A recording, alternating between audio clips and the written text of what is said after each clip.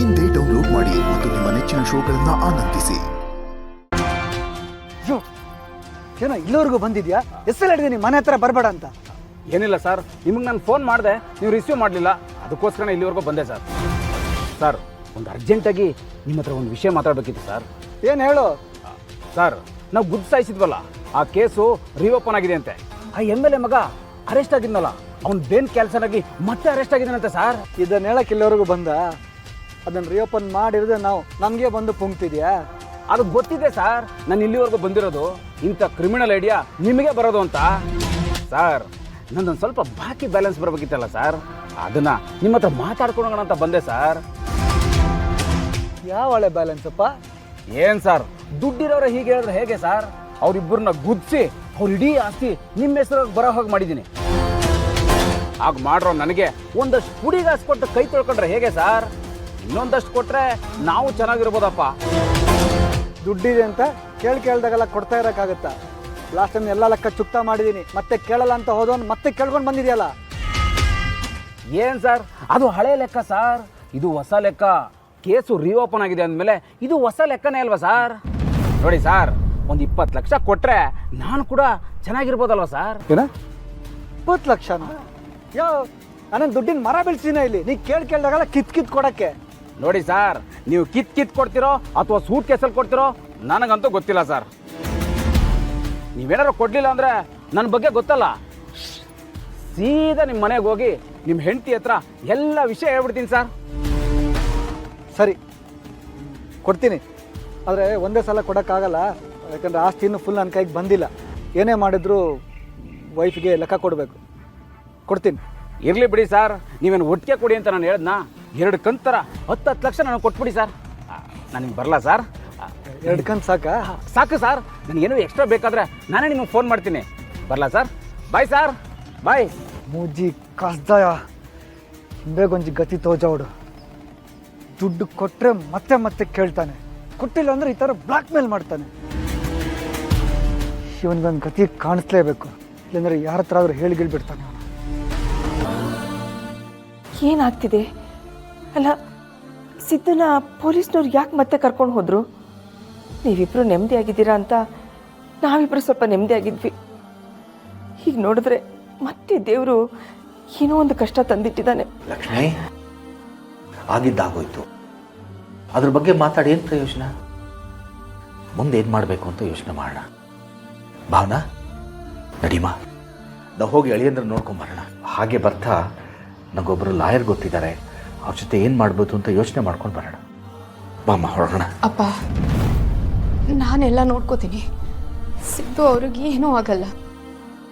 ಸಹಾಯಕ್ಕೆ ನಮ್ಮ ಭಾವ ಮರಿಗೌಡರು ಇದ್ದಾರೆ. ಸಿದ್ದು ಅವ್ರನ್ನ ಹೊರಗೆ ಕರ್ಕೊಂಬರೋದು ನನ್ನ ಜವಾಬ್ದಾರಿ. ನಾನು ಅದನ್ನು ನಿಭಾಯಿಸ್ತೀನಿ. ಹಾಗಂದ್ರೆ ಹೇಗಮ್ಮ? ನಮಗಂತೂ ನಿಂದೆ ಯೋಚನೆ ಆಗಿದೆ. ಇಷ್ಟಕ್ಕೂ ಇದೆಲ್ಲ ಹೇಗಾಯಿತು? ಅಮ್ಮ, ಸೌಪರ್ಣಿಕಾ ಅವರು ಇದನ್ನೆಲ್ಲ ಮರೆತು ಸುಮ್ಮನಾಗಿದ್ರು. ಇದು ಯಾವುದೂ ಅವ್ರಿಗೆ ಬೇಕಾಗಿಲ್ಲ. ನನಗನ್ಸುತ್ತೆ ಯಾರೋ ಅವ್ರ ತಲೆ ಕೆಡಿಸಿ ಈ ಕೇಸನ್ನು ಮತ್ತೆ ರಿಓಪನ್ ಮಾಡಿಸಿದ್ದಾರೆ. ನಾನು ಅವ್ರ ಹತ್ರ ಮಾತಾಡ್ತೀನಿ. ಆದರೆ ಸೌಪರ್ಣಿಕಾ ಈ ಕೇಸನ್ನು ವಾಪಸ್ ತಗೊಳ್ಳೋದಕ್ಕೆ ಒಪ್ಕೊಳ್ತಾರಮ್ಮ? ಮೊದಲು ಮಾತಾಡ್ತೀನಪ್ಪ, ಆಮೇಲೆ ಅದೇನು ಮಾಡಬೇಕು ಅಷ್ಟೇ. ಅಯ್ಯೋ, ಆ ದೇವ್ರು ಯಾಕೆ ಈ ಕಷ್ಟದ ಮೇಲೆ ಕಷ್ಟ ಕೊಡ್ತಿದ್ದಾನೆ? ಎಲ್ಲ ಸಮಸ್ಯೆಗಳು ನಿಮ್ಮನ್ನೇ ಬಂದು ಸುತ್ಕೊಳ್ತಲ್ಲಮ್ಮ. ಅಮ್ಮ, ಆ ದೇವರು ಸಮಸ್ಯೆ ಕೊಡೋದು ನಮ್ಮನ್ನು ಗಟ್ಟಿ ಮಾಡೋಕ್ಕೆ ಅಂತ ನೀನೇ ಹೇಳ್ತಿರ್ತೀಯಲ್ವಾ? ಹಾಗೆ ನನ್ನನ್ನು ಇನ್ನಷ್ಟು ಗಟ್ಟಿ ಮಾಡೋಕ್ಕೆ ಆ ದೇವರು ಈ ಸಮಸ್ಯೆ ಕೊಟ್ಟಿದ್ದಾನೆ ಅಂತ ಅಂದ್ಕೊಳ್ಳೋಣ. ನೋಡು, ನೀನು ಅಪ್ಪ ಇದ್ರ ಬಗ್ಗೆ ಜಾಸ್ತಿ ತಲೆ ಕೆಡಿಸ್ಕೋಬೇಡಿ.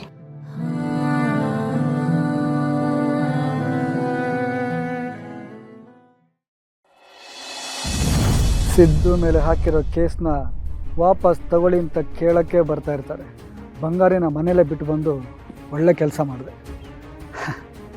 ಬರಲಿ, ಚೆನ್ನಾಗಿ ಮುಗಿದ್ಬಿಟ್ಟು ಕಳಿಸ್ತೀನಿ. ರವಿಶಂಕರ್ ಅವರೇ, ನೀವು ಒಬ್ಬರೇ ಬಂದಿದ್ದೀರಾ? ಸೌಪರ್ಣಿಕಾ ಅವರು? ಸೌಪರ್ಣಿಕ ಬಂದಿಲ್ಲ. ಏನು ವಿಷಯ ಅಂತ ಹೇಳಿ. ರವಿಶಂಕರ್ ಅವರೇ, ಸಿದ್ದು ಅವರು ಎಂಥ ವ್ಯಕ್ತಿ ಅಂತ ನಿಮಗೆ ಚೆನ್ನಾಗಿ ಗೊತ್ತು. ಅವ್ರು ಯಾವತ್ತೂ ಇನ್ನೊಬ್ಬರಿಗೆ ನೋವು ಕೊಡೋಕೆ ಇಷ್ಟಪಡಲ್ಲ. ಅಂಥದ್ರಲ್ಲಿ 2 ಜೀವ ತೆಗೆಯೋ ಮಟ್ಟಿಗೆ ಇಳಿತಾರ ಹೇಳಿ?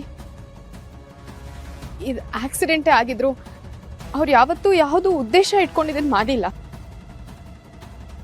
ದಯವಿಟ್ಟು ನೀವು ಸೌಪರ್ಣಿಕ ಅವ್ರ ಹತ್ರ ಮಾತಾಡಿ ಈ ಕೇಸ್ನ ವಾಪಸ್ ತಗೋಬಹುದಾ?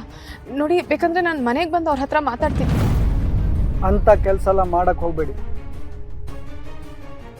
ಆಲ್ರೆಡಿ ಸೌಪರ್ಣಿಕ ಮೈಂಡ್ ಅಪ್ಸೆಟ್ ಆಗಿ ಬೇಜಾರಲ್ಲಿ ಕೂತಿದ್ದಾಳೆ. ನೀವು ಅಲ್ಲಿ ಮನೆಗೆ ಬಂದುಬಿಟ್ಟು ಅಳೋದು ಮತ್ತೊಂದು ಡ್ರಾಮಾ ಮಾಡಿಬಿಟ್ಟು ಇನ್ನೂ ಅಪ್ಸೆಟ್ ಆಗ್ತಾಳೆ.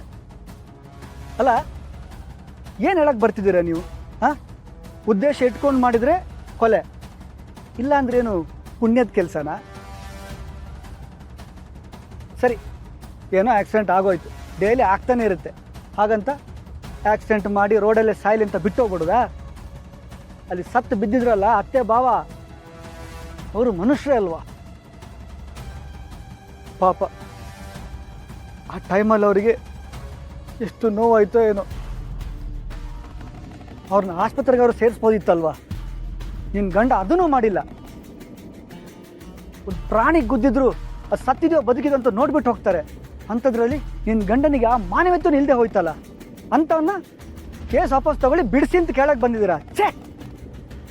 ನೋಡಿ ಸರ್, ನಮಗೆ ಗೊತ್ತಾಗದೆ ಇದೆಲ್ಲ ಆಗ್ಬಿಟ್ಟದೆ. ನೋಡಿ, ಅವನು ಬೇಕು ಅಂತ ಉದ್ದೇಶಪೂರ್ವಕ ಮಾಡಿದ್ದಿದ್ರೆ ಅವನೇ ಕಾರಣ ಆಗಿರೋನು. ದಯವಿಟ್ಟು ಅವನಿಗೂ ಇದಕ್ಕೂ ಸಂಬಂಧ ಇಲ್ಲ ಸರ್. ದೊಡ್ಡ ಮನ್ಸು ಮಾಡಿ ಕೇಸ್ನ ವಾಪಸ್ ತಗೊಳ್ಳಿ ಸರ್, ಬಹು ಉಪಕಾರ ಆಯ್ತದೆ.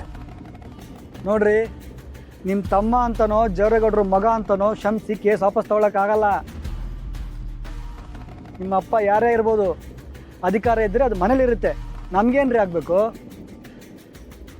ದುಡ್ಡಿಂದ ಏನು ಬೇಕಾದ್ರೂ ಕೊಂಡ್ಕೋಬೋದು, ಆದರೆ ಪ್ರಾಣ ಕೊಂಡ್ಕೊಳಕ್ಕಾಗತ್ತಾ? ಅವರಿಬ್ರು ಬಲಿ ತಗೊಂಡಿದ್ದಲ್ದೆ ಆ ಮಗು ಖುಷಿನೂ ತಬ್ಲಿ ಮಾಡಿಬಿಟ್ಟ. ಆ ಮಗುನ ನೋಡಿದರೆ ಕರುಳು ಕಿತ್ತು ಬಂದಂಗೆ ಆಗುತ್ತೆ. ಇಷ್ಟೆಲ್ಲ ಮಾಡಿಬಿಟ್ಟು ಆ ಮಗುನ ಜೊತೆಗಿಟ್ಕೊಂಡ್ರೆ ವಿಷಯ ಆಚೆ ಬರಲ್ಲ ಅಂತ ಅತಿಯಾದ ಪ್ರೀತಿ ಇರೋರ ಥರ ಡ್ರಾಮಾ ಮಾಡಿ ಅವನ ಜೊತೆಗಿಟ್ಕೊಂಡಾಗ ಟ್ರೈ ಮಾಡಿದೆ ಅಲ್ವಾ? ಆ ಮಗುನ ನೋಡಿದ್ರೆ ಅಳು ಬರುತ್ತೆ. ಆ ಫೀಲಿಂಗ್ಸ್ ನಿಮಗೆಲ್ಲ ಅರ್ಥ ಆಗ್ಬೇಕು. ನೋಡ್ರಿ, ಕೇಸ್ ನಡೀತಾ ಇರ್ಬೇಕಾದ್ರೆ ನನಗೆ ಬಂದು ಕೇಸ್ ವಾಪಸ್ ತಗೊಳ್ಳಿ ಅಂತ ಧಮಕಿ ಕೊಟ್ಟರು ಅಂತ ಲಾಯರ್ ನಿಲ್ಲಿಸ್ಬಿಟ್ಟು ನಿಮ್ಮಿಬ್ರನ್ನ ಒಳಗಾಕ್ತೀನಿ. ಸಿದ್ದೇಗೌಡನ ಜೊತೆ ನೀವಿಬ್ರು ಒಳಗಿರ್ಬೇಕಾಗತ್ತೆ. ಹೋಗ್ತಾ ಇರಿ. ಏನು ಮುಖ ನೋಡ್ಕೋತಿದ್ದೀರಾ? ನಿಮ್ಗೆ ಹೇಳ್ತಾ ಇರೋದು, ಹೋಗ್ತಾ ಇರಿ.